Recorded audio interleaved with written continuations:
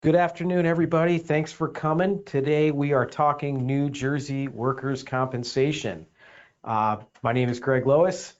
Thanks for joining me today. I wanted to show off my New Jersey Devils t-shirt. Took my son to the game yesterday and they won in overtime, so that was a fun game. All right, let's talk about what we're going to talk about today and over the next couple of months. Welcome to the Intro to New Jersey Workers' Compensation webinar. This is part of a new series, and we've redone all the webinars for 2023 because you asked for it. You said, hey, we'd like these to build. It sometimes feels like the different topics or the subjects are kind of random, and we'd like to see these build on each other and give us a comprehensive overview, soup to nuts, New Jersey workers' comp, beginning to end. So that's what we're going to do this year. We're going to start with this month, an overview of the New Jersey workers' compensation system, how the system works. So really want to get everybody's feet wet. Who is this right for? It's right for anybody who just wants to learn a little bit about the system and sort of lay the foundation for what we're going to go through over the next several months. Next month, February, our case title, or sorry, our presentation is going to be titled Case Foundations. We're going to talk about the basics of a New Jersey workers' compensation case: accepted, denied, average weekly wage, benefits, statute of limitations, initial defense or denial postures, what kind of legal defenses can we raise? So we'll talk about that. And then we're going to go into more and more advanced topics. And we're going to go through medical benefits, motions for med temps, lost time benefits, return to work, what we litigate. Of course, I'm going to talk about medical provider claims. Of course, I have to talk about reopeners and permanent disability and how we value cases and how we close cases. So I'm going to go through that over the course of the year. Now, all these classes, I think, are going to be about 45 minutes long, and everybody knows Greg talks fast, so I'm going to try to do my best to keep them at 45 minutes or under. Please ask me questions. It makes it so much more fun, more interactive. My intention is to ask as many questions as I can. I will not embarrass you, so I will answer your questions. I'll say your first name so you know I'm answering your question. I will read your question for the whole audience that's playing along here, and then I will answer it as best I can. And the number one question I get after a webinar is, hey, was that recorded somewhere? And the answer is yes. They're all recorded. They're all archived. They're all on our website, which is loisllc.com. And you can go back in there and watch any webinar we've given, I think, going all the way back to 2016. So hundreds and hundreds of topics in there. But this series will absolutely be recorded. So what are we talking about? What do I want to express to you? What do I want to share with you? And what do we want to think about when we're thinking about New Jersey workers' compensation? Your goal in a New Jersey workers' compensation case is to stay in control of the case. Whether you're an employer, a carrier, attorney, an adjuster, an examiner, I don't care what your role is. Our goal on this side of the aisle is to try to stay in control of that case and not lose control of the case. And there's a lot of ways you can lose control of your New Jersey workers' compensation case. And when that happens, your exposure goes up and you're in the nightmare zone because now the petitioner will be in control of the case and you don't want that. We're going to talk about ways that employers can reduce exposure. We're going to talk about return to work programs and how you can work with your carrier to do that. Just want to remind everybody, whether you're an employer, a carrier, an insured, an insurer, we're all on the same side here, and that's the approach we're going to take. I'll also tell you that, particularly in a New Jersey case, being decisive is important. You want to stay in the driver's seat in these cases. Remember, we're not just litigating against opposing counsel and the claimant. There's a third party there. It's the judge, and the judges are very active. They're very involved. They act as almost like a second attorney in the proceedings and act like they're representing the claimant. So we've got to be decisive and know what we want when we head into a New Jersey workers' compensation proceeding. And that means you need to understand the judicial system, understand its biases, because this system is biased against the employer very strongly. It's also biased against things that help the employer, things like lump sum dismissals.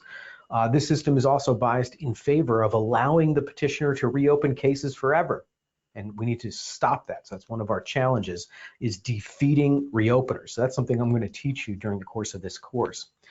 I'm also going to teach you how to win medical provider claims, which are vexing and annoying a lot of my clients. And we'll talk about our best strategies for doing that. And finally, all through this course, we're going to talk about practical ways to reduce exposure, what works, what doesn't work. I've been at this for 22 years. I can't believe I can say that. My first job was with the Division of Workers' Compensation in New Jersey. I was a law clerk to the division. It was my first job after law school.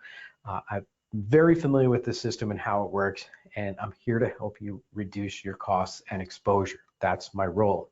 So let's talk a little bit about Lois Law Firm. And I do want to give a little quick look back at 2022 for those of you playing along. And I also want to introduce you to the firm for those of you that are new to us and what we're about and what we're doing and what we're going to do this year. So what's our vision, our mission, our values? Our vision is to be the go-to workers' comp defense firm nationally for the top employers and the top carriers. That doesn't mean everybody.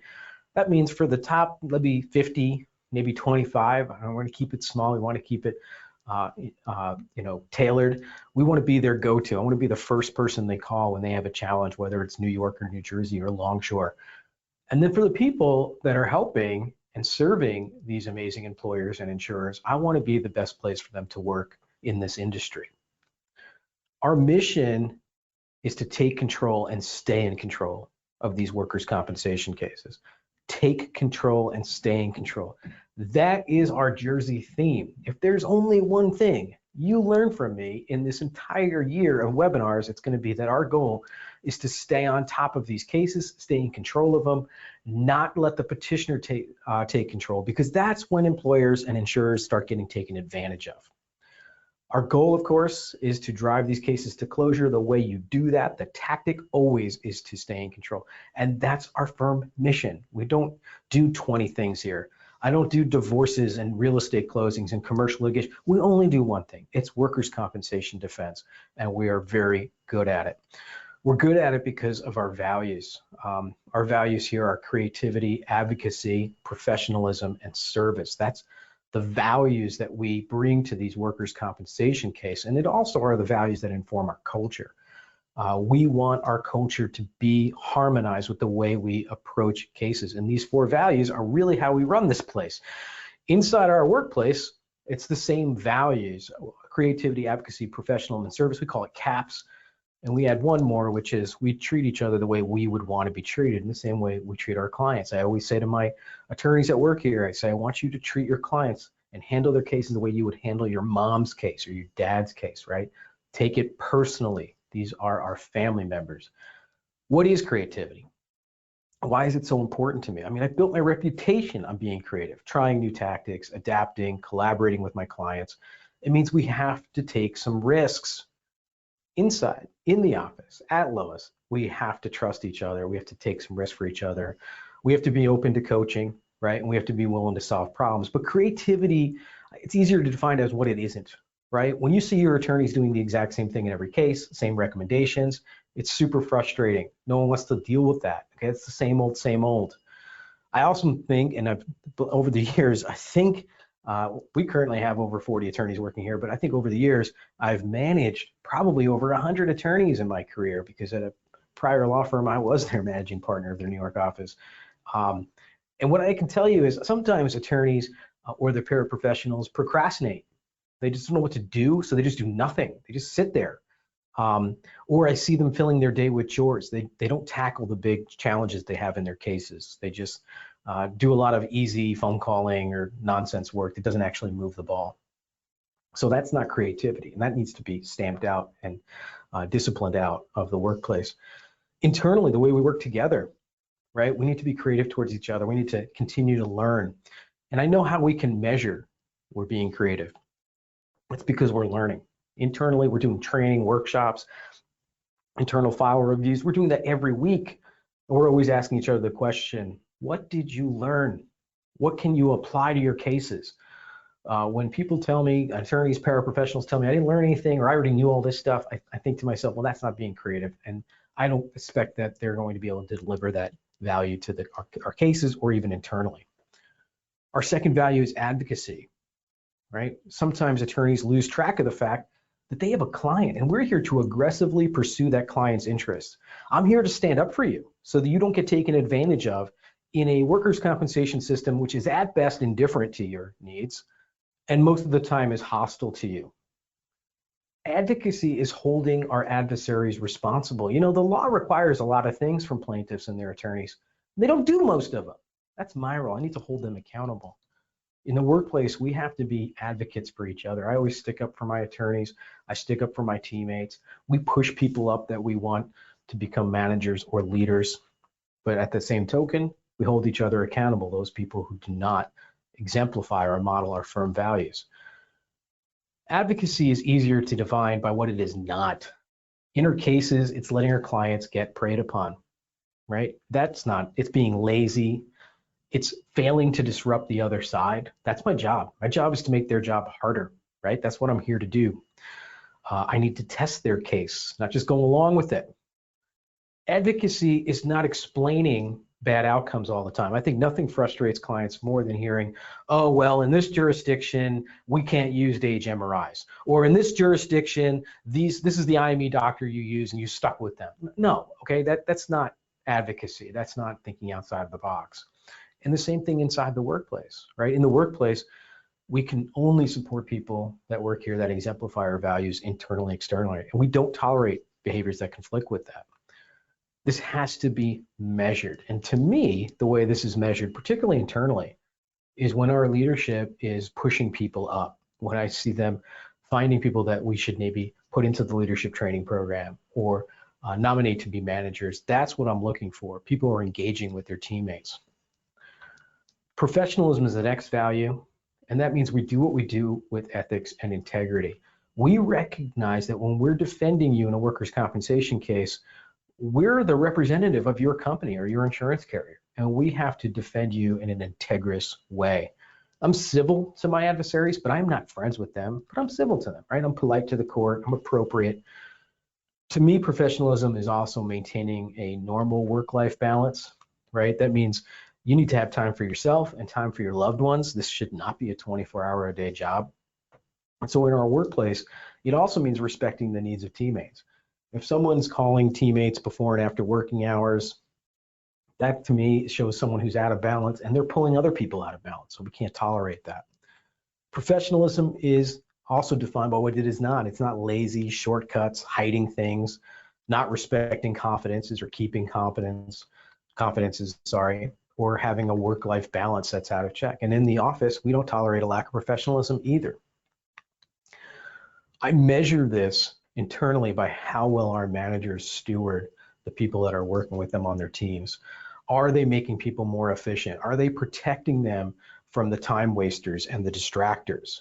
And are we addressing behavior when we see that behavior is out of balance? Are we doing those things? The last value is service. And this value to me is incredibly important. It's literally how I built my whole business. It's just by being responsive. And we have firm standards internally on response times, and we do try to enforce those. And our firm standards are pretty much standard across the industry. We'll return your phone calls the same day and emails within 24 hours. So we want to either meet or exceed that. That's basic stuff. But really, to me, service is actually creating more than just a vendor-vendee relationship with our clients. We want to be their go-to person. We want them to think of us as a partner, not a vendor. I want you to think of me as someone who's here to help you as you get your program aligned, as you get your cases resolved. In our workplace, it means we're treating each other, again, with the golden rule. We're communicating well, and we're forming great bonds with each other based on respect. In our workplace, we're trying to avoid transactional relationships. We're trying to look towards true relatedness here and not opportunistic behavior. The same way I think of my clients, this isn't a transaction, this is a relationship. It's more than just a paycheck. I get a lot of direct feedback from clients, and that's how we measure this. I also communicate with clients every month. Every quarter I send my clients a scorecard and I say, how are we doing, right? Internally, we start every single meeting at LOIS Law Firm by going around the room and saying, tell us your client or employee headlines. Tell us what's happening, what's going on positively out there that we can build on, that we're happy about. The last thing is a golden rule workplace. We treat each other the way we want to be treated. And as we apply these values that we have, creativity, advocacy, professionalism, and service, we think to ourselves, how would I want those applied to me? Right? How do I expect those to be applied to me? And how do we apply them to our clients, right? We want to treat our clients the way we would want to be treated by them. I think those are our outlooks.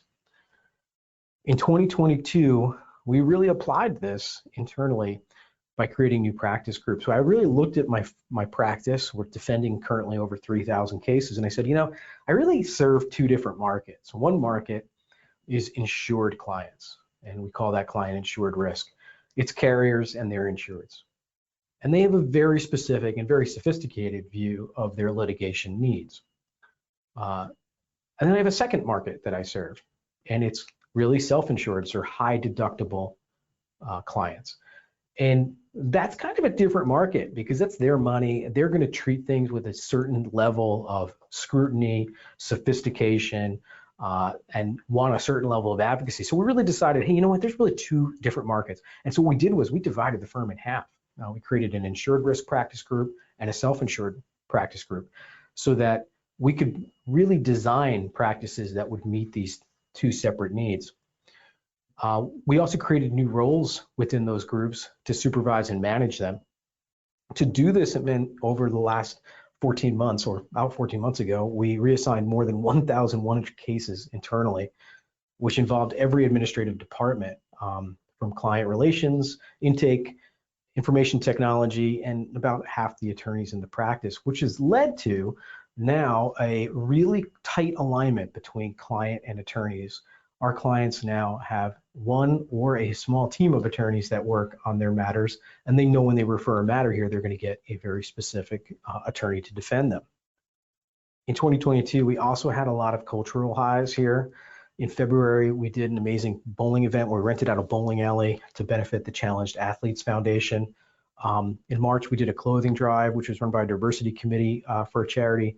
In June, we did a dog show, which benefited the Seeing Eye in Morristown, which provides seeing eye dogs to the visually impaired. In August, we did a book drive. In September, for our firm anniversary, did a cool casino night. And one of the best things we did this year actually didn't cost anything except for a lot of engagement, which was we did a gratitude month. And it was coming up to Thanksgiving, and we just said, hey, every day, everybody put one positive thing into your Teams channel. And at the end of the month, we did a potluck lunch, which was run by our diversity committee. And we ended up having food brought in by like 20 or 30 different people. It was really awesome. It was really one of my most fun activities. And then, of course, in December, we had our holiday party and our cheese party that we invite our clients to. So 2022, our firm structure changed. We are now organized completely by client, not by attorney. We've been really working on our internal standards to lead the industry in terms of our standard work product. We also went to a 1-to-1 ratio between attorneys and paralegal, which has really led to two things. One, a much better, I think, more integrated approach between the attorney and paraprofessional, but it's also led to reduction in costs for our clients because the paraprofessional is doing at least half, sometimes even more than half of the work in the case, which is significantly driving down the average bill.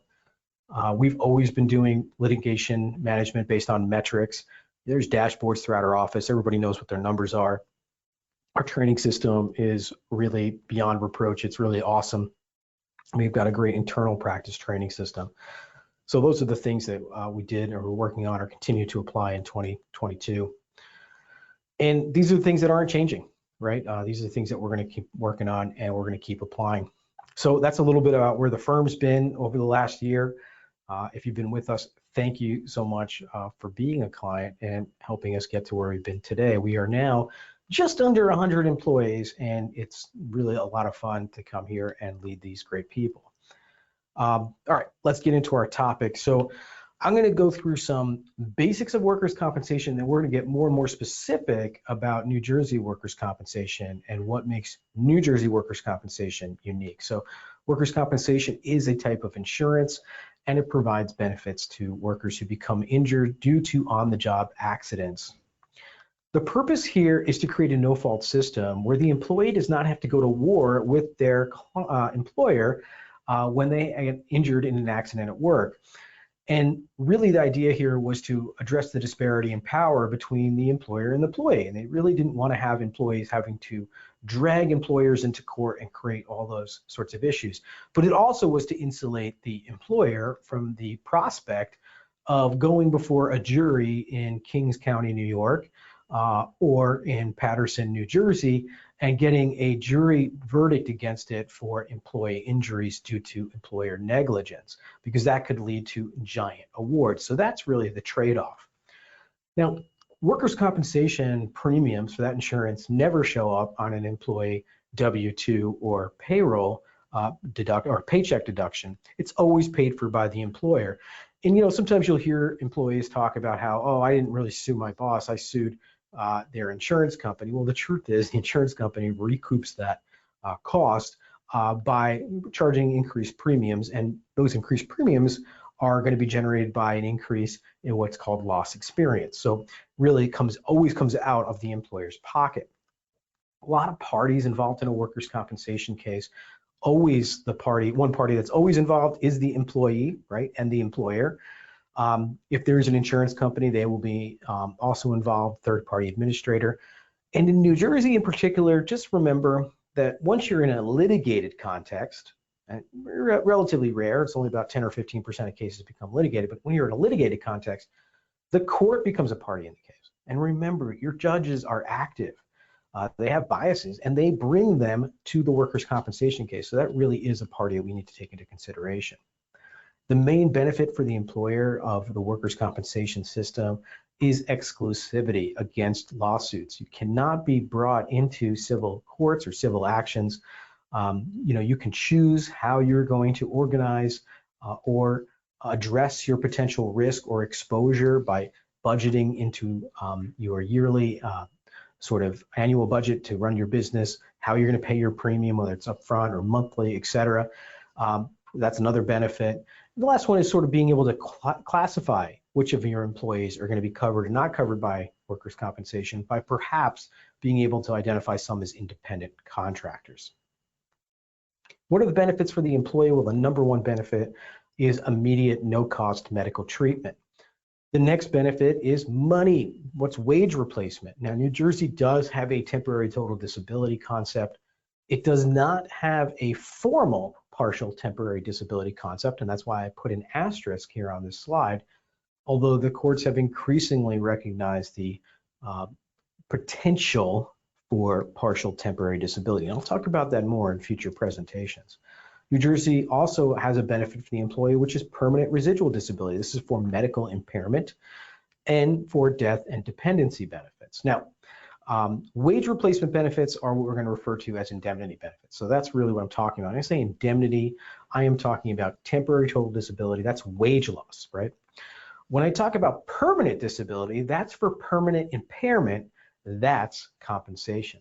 And just to further explain some of these concepts and terms like partial temporary disability means that the disability is temporary in chronicity and characterized as partial, meaning it is not a total disability. So it's a short-term or temporary disability expected to plateau at some time, and it's not currently totally disabling. They can do some work, but not their regular job.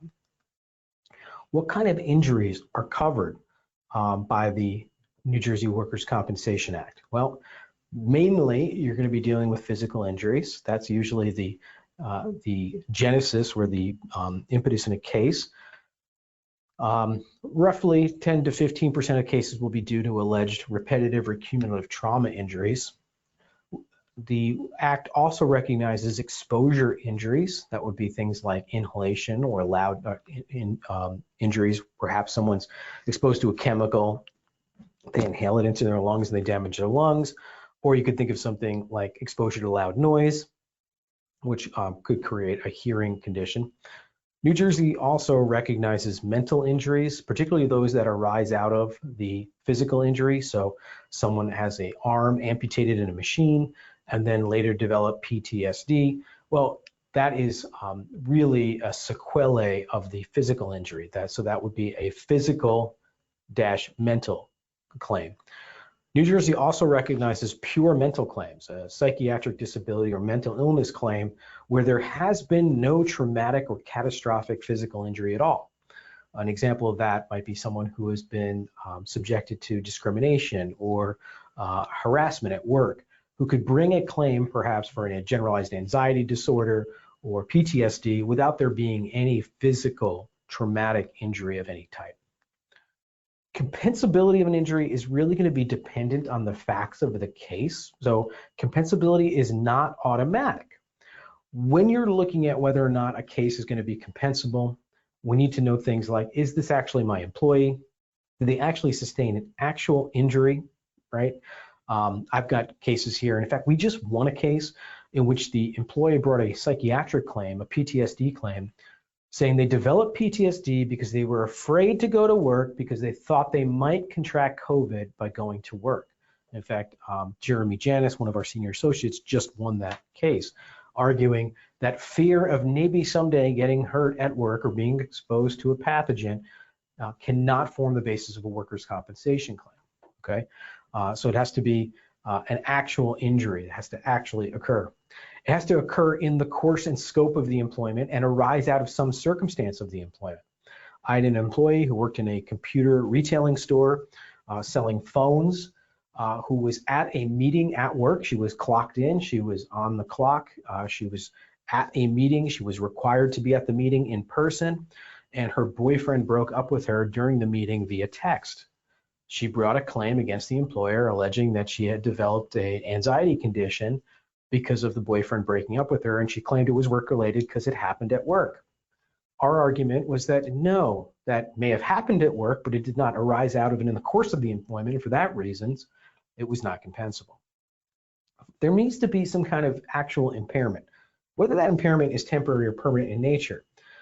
Sometimes you'll have people who bring claims and say, I got injured at work, I got a laceration, a cut, a bump, a bruise. You say, okay, but you didn't lose any time. There's nothing permanent about that. You got a nosebleed at work. It is not going to be compensable. There does not have to be a loss of wages in New Jersey for a case to be compensable, whether immediate loss of wages or wages into the future. New Jersey also has provisions that say whether it's an aggravation or an exacerbation of a pre-existing condition, those could be compensable under the New Jersey Workers' Compensation Act. Now, lots of cases or lots of claims might not be compensable. So we're going to go through in future presentations a real dissertation or a real discussion of the potential defenses that we have in a New Jersey workers' compensation case. But cases like horseplay, fights, assaults, I defended a case, in fact, it's on the firm website, called Cuciniello versus the Sports Authority of New Jersey, involving employees who were engaged in horseplay at work. They were bored, they were working in a warehouse, and so what they would do is they would get in the forklifts and they would drive the forklifts at each other with the tines of the forklift raised, the forklift sort of spikes lifted, and this game was called Forklift Chicken.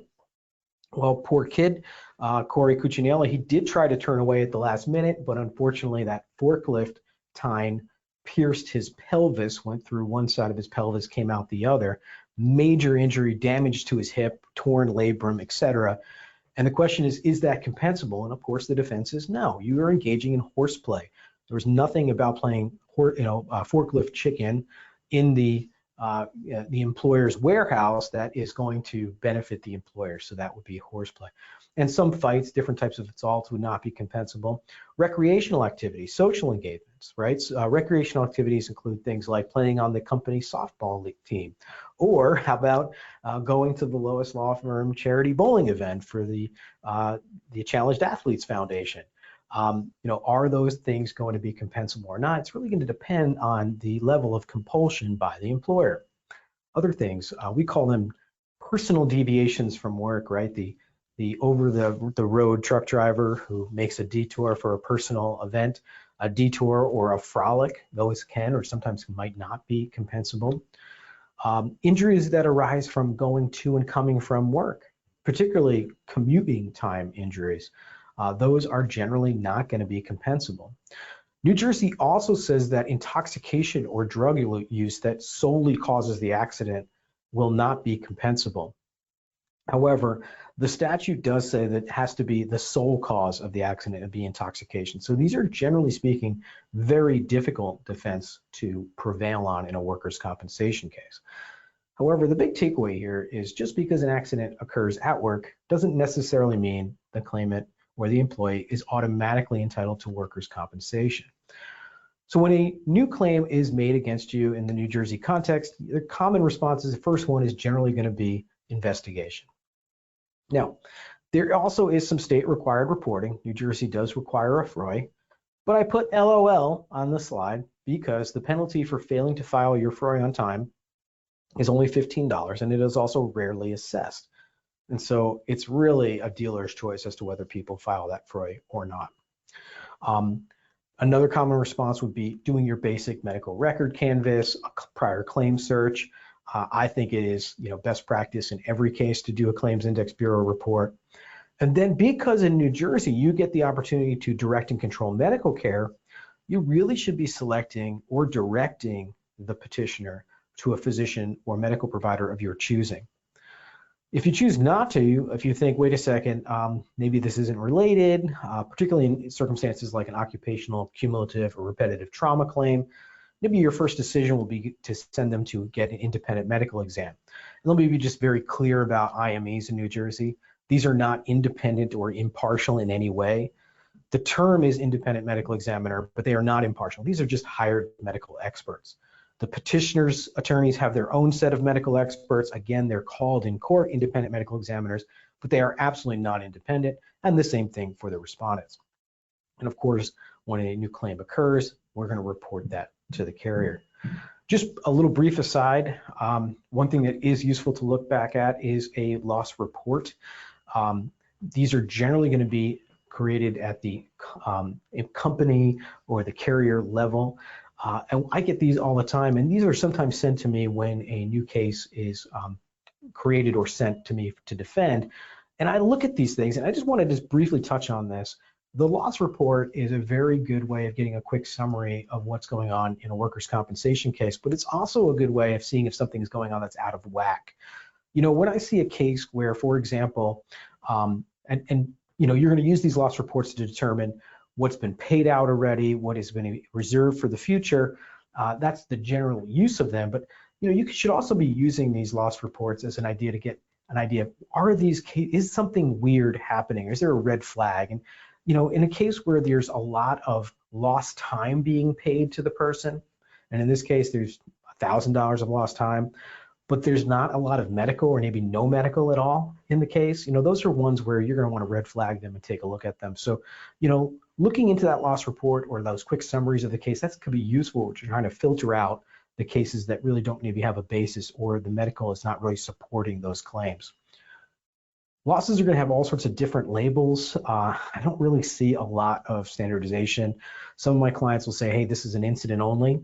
What does that mean? Well, it means something happened in the workplace, but it does not arise to the level of needing to be reported to the carrier or reported to the state. What kind of cases don't have to be reported to the carrier or to the state? Well, the answer is where the claimant does not lose anything more than 1 day of time and all the treatment is provided on site. There is no external treatment being provided. Those are really the two things you're going to look at. I've also seen losses labeled medical only, meaning the person has lost no time from work. They've been able to work their full-time, full-duty job. They just needed a little medical care, maybe a couple of Band-Aids, maybe a stitch, maybe some burn cream, something like that. Those would be medical onlys. And then other than medical only, and sometimes these are called lost time claims. And those are typically the ones where I would get involved or defense gets involved. This is the small minority of cases where people are going to lose actual time from work and time that exceeds the waiting period.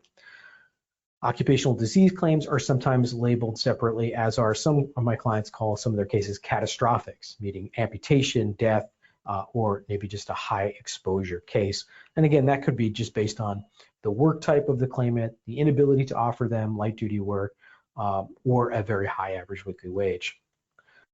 New Jersey, there's a lot of insurance types that we're going to get to in the next slide, but every single one of the insurance policies for the insured risk population that we defend always has two parts to their coverage. Part A is statutory coverage.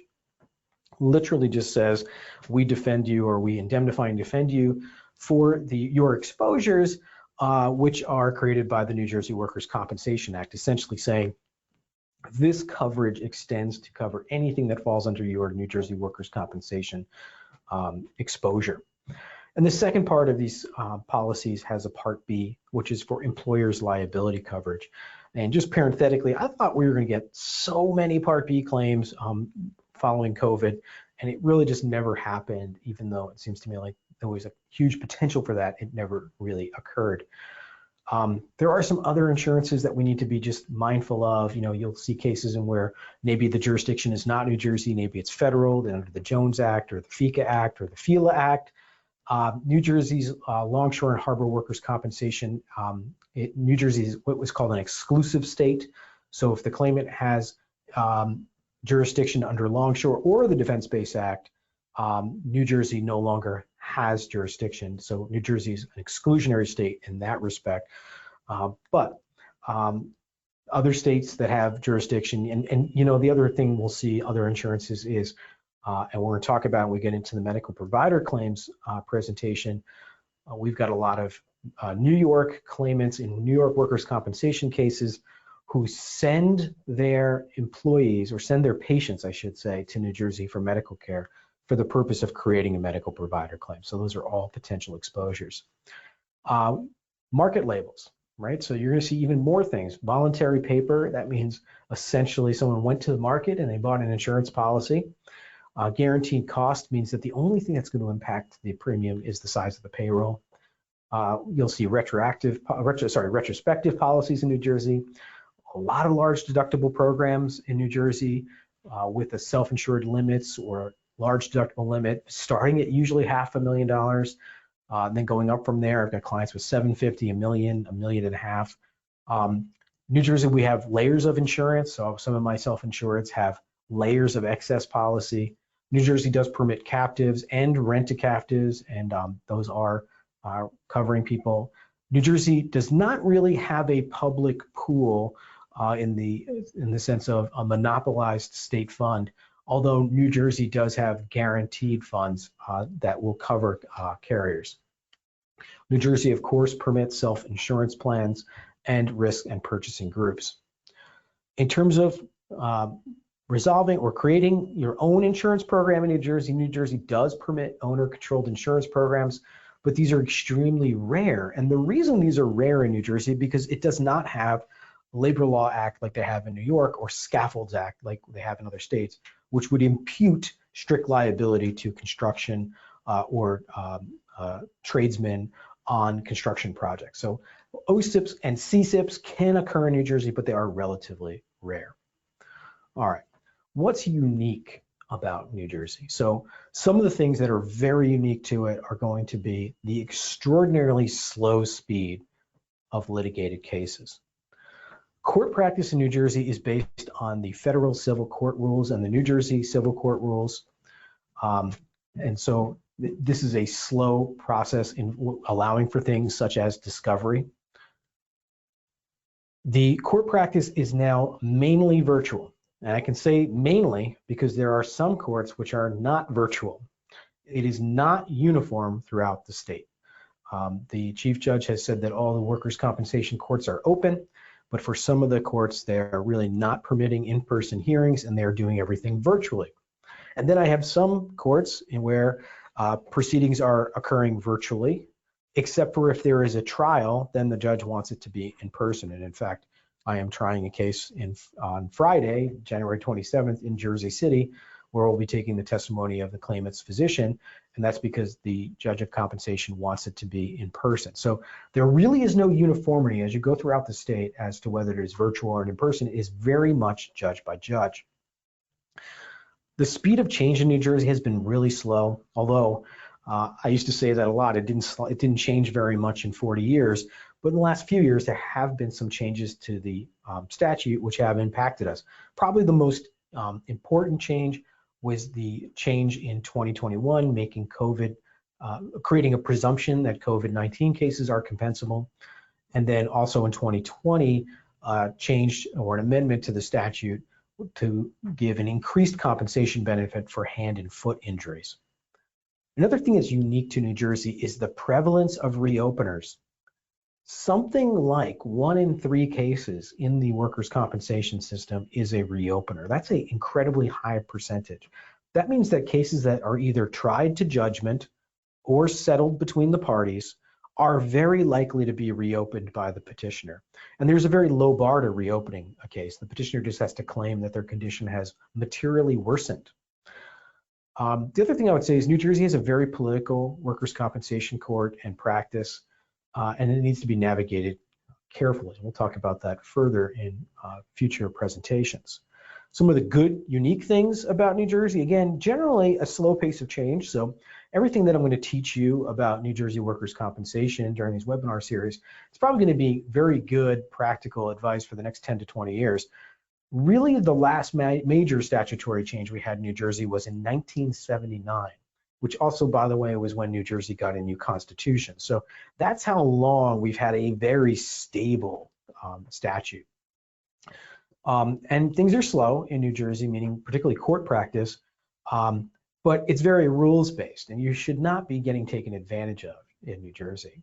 New Jersey also has an excellent online docketing system, which goes back to the 1970s, which is very useful for finding prior claims for petitioners in your cases. So if they've ever brought a workers' compensation claim in New Jersey, you should be able to get those records very easily and very cheaply. You also have a very responsive judiciary. The judges of compensation do get personally involved in cases, which again can be good, can be bad, but it can be very good for you when you need to get some judicial action or input in a case. Some bad uniques about New Jersey, again, that's slowness of process. The courts will grant the petitioner's attorney 1,000 adjournments, 1,000 continuances. They do not have any sense of tempo or pace. It makes it very difficult for us to use litigation tempo against petitioner's counsel, who are typically carrying hundreds and hundreds and hundreds of cases. So I cannot say, okay, I'm forcing you to try this case in a week. They can very easily go to the judge and get the judge to adjourn that. So that's a challenge for us. Another bad, unique thing about New Jersey is there is a bias, a judicial bias against approving lump sum dismissals. New Jersey has a statute, section 20 of the statute, which permits a lump sum dismissal in any case, but the judges tend to construe it narrowly and try to come up with reasons why cases should not be dismissed in a lump sum fashion. That hurts us, and that slows down the process and creates more and more reopeners, right? Because if a case is not lump sum dismissed, that means it could come back in the future even after you settle a portion of the case. And so that's very frustrating. And there are things you can do to reduce the potential for cases to reopen. New Jersey also has a real problem with medical provider claims. These are claims that are filed directly by medical providers claiming they were not paid enough by you, the insurance carrier or employer, for the medical treatment that they rendered to your employee. The courts are not addressing them in a coherent fashion, and so they are proceeding very differently based on where you are in the state, which courthouse, which judge, etc. And of course, New Jersey has a COVID-19 presumption that those cases are compensable. The last unique thing I'll talk about in New Jersey is the compensation statute itself. Most states have selected to be either a whole man impairment state or a wage loss state in terms of their theory of compensation. In a whole man or impairment state, which New Jersey is, compensation is for the loss of use and is not dependent on wage loss. This is frustrating for a lot of our employers and clients because you've got employees who are getting giant awards in workers' compensation court who are back to work, working full-time, full duty, maybe working more hours, asking for overtime, and they're turning around and saying, but how did they just get a $90,000 award for this back injury or this cervical sprain, and now they're back working for me asking for overtime? And the answer is because New Jersey is an impairment state. The judges are not looking at wage loss, or wage loss is not a requirement in order for them to receive a large award. And in some employments, I'm thinking particularly public sector employments, like think of cops or firemen. During the course of their employment, they're racking up dozens of scheduled loss of use awards, dozens of permanent partial total awards, maybe totaling in the hundreds and hundreds of thousands of dollars without losing significant time from work. And this really frustrates employers. How do I help employers? Well, doing things like this, training and advising you about what are the best practices, helping employers put safety programs in place, or talking about things like light duty programs. Once a loss happens, we're here to help guide that claims investigation, maybe shield it by having it be directed by an attorney. We're here to help you get your case to close. I'm here to guide and direct the TPA, and I'm here to move cases to closure efficiently. Don't ever want to lose track of who we're defending in these workers' compensation case. Now, for you, the employer, your goal is to stay in control of your case, right? You can do things, employers, like design and implement a return to work program, and of course, being cooperative with your carrier and us, defense counsel, because we're on the same side. I also think being decisive early is useful. What kind of case is this? What is the direction you want to go? Is this a case that we want to settle? Is it a case that we need to push back and challenge this claimant because we think there's a fraudulent component to their allegations or claims? You know, being decisive helps us set that strategy early in the case, and that's what we're here to help you do.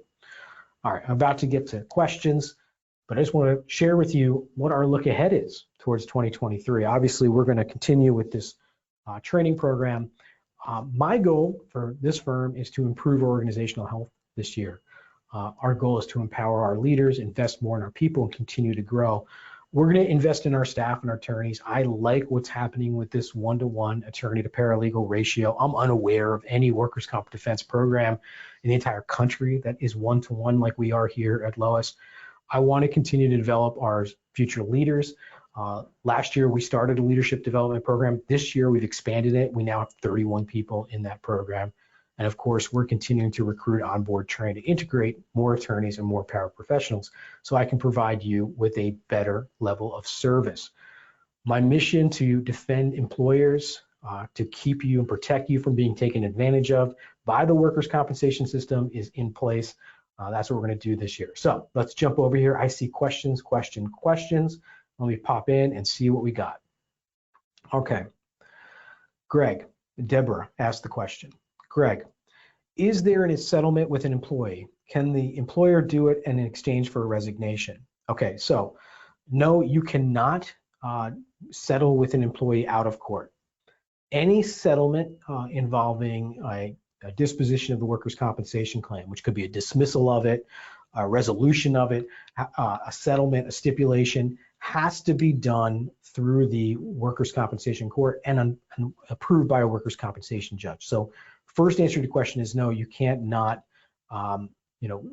settle a case outside of court. Next, can you make a release and resignation part of a settlement that's filed in court? No, we cannot go and get a judge to approve a release or a resignation, releasing any other claims in any other jurisdiction, or approving a resignation.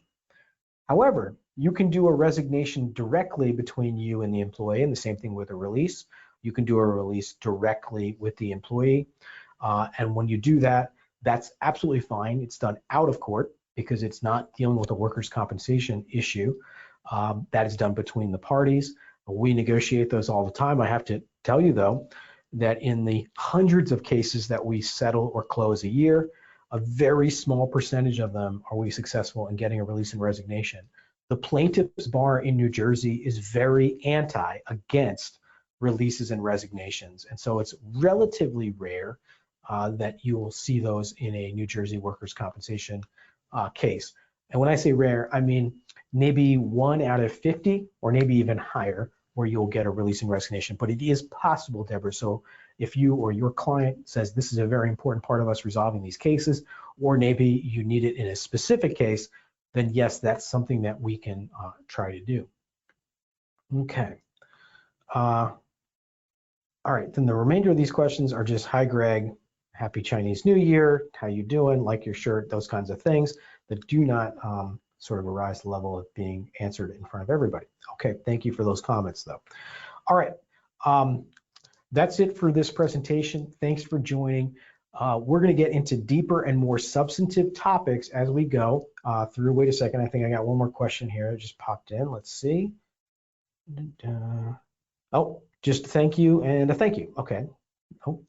We're going to get deeper and deeper into these topics. We are going to go, I'm not going to talk about the firm anymore. I'm not going to talk about what we did this year, what we're doing next year. From here on out, guys, it is workers' compensation, and we're going to sort of go through these topics that I laid out in that first slide. So again, thanks for joining me. I know today went on for a long time, but I think it was good to sort of set the stage and explain, here's our outlook, and here's what we're going to talk about this year. So again, thanks for joining me, Have a great week, and I'll see you next month.